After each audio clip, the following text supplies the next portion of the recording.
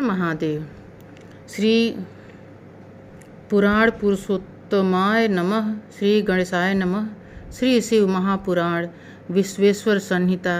प्रयाग में सूत जी से मुनियों का तुरंत पाप नाश करने वाले साधन के विषय में प्रश्न।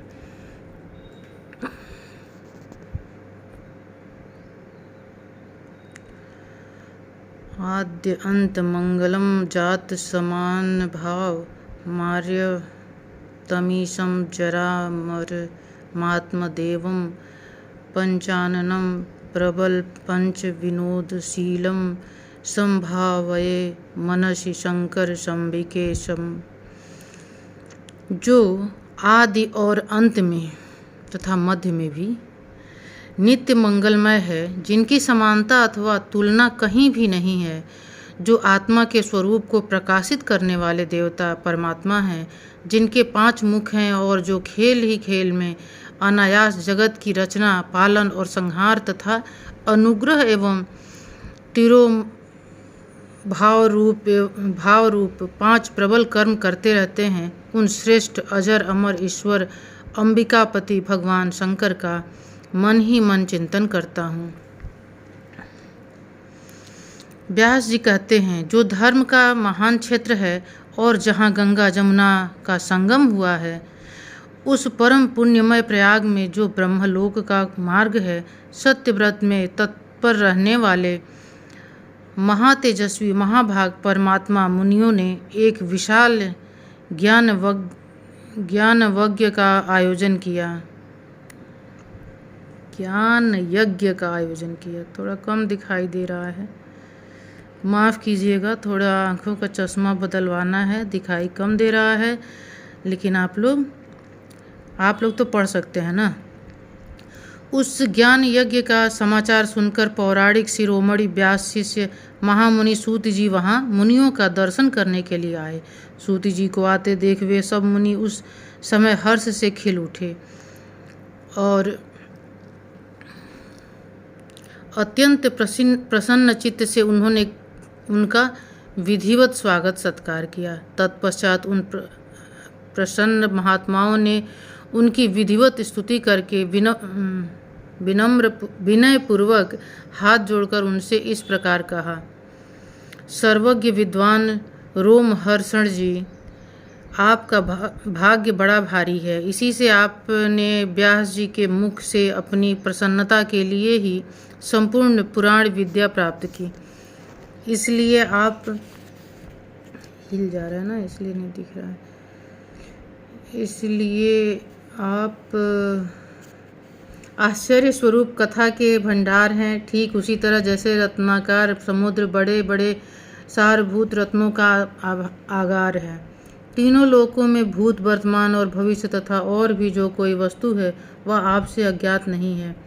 आप हमारे सौभाग्य से इस यज्ञ का दर्शन करने के लिए यहाँ पधार गए और इसी ब्याज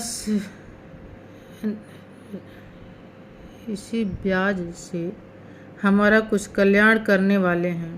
ब्याज से कल्याण करने वाले हैं, क्योंकि आपका आगमन निरर्थक नहीं हो सकता। हमने पहले भी आपसे शुभाशुभ तत्व का पूरा वर्णन सुना है, किंतु उससे तृप्ति नहीं होती। हमें उसे सुनने की बारंबार इच्छा होती है। उत्तम बुद्धि वाले सूत जी, इस समय हमें एक ही बात सुननी है। यदि आपका अनुग्रह हो तो गोपनीय होने पर भी आप उस विषय का वर्णन करें। घोर कलयुग आने पर मनुष्य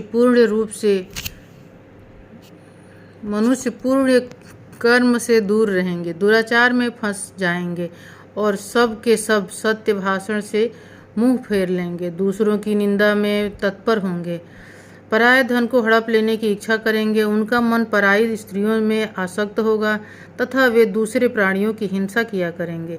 अपने शरीर को ही आत्मा समझेंगे, मूढ़ नास्तिक और पशु बुद्धि रखने वाले होंगे, माता पिता से द्वेष रखेंगे, ब्राह्मण लोभ रूपी ग्रास बन जाएंगे, वेद बेचकर जीविका चलाएंगे, धन का उपार्जन करने के लिए ही विद्या का अभ्यास करेंगे और मद से मोहित रहेंगे, अपनी जाति के कर्म छोड़ देंगे, प्रायः दूसरों को ठगेंगे, तीनों काल की संधोपासना से दूर रहेंगे और ब्रह्म ज्ञान से शून्य होंगे।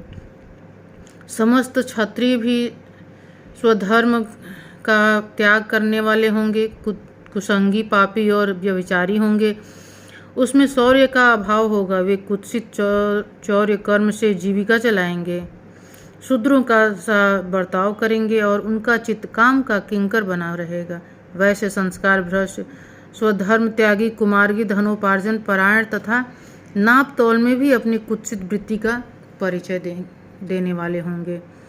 इसी तरह शूद्र ब्राह्मणों के आचार में तत्पर होंगे, उनकी आकृति उज्ज्वल होगी, अर्थात वे अपना कर्म धर्म छोड़कर उज्ज्वल वेशभूषा से विभूषित हो व्यर्थ घूमेंगे। वे स्वभावतः ही अपने धर्म का त्याग करने वाले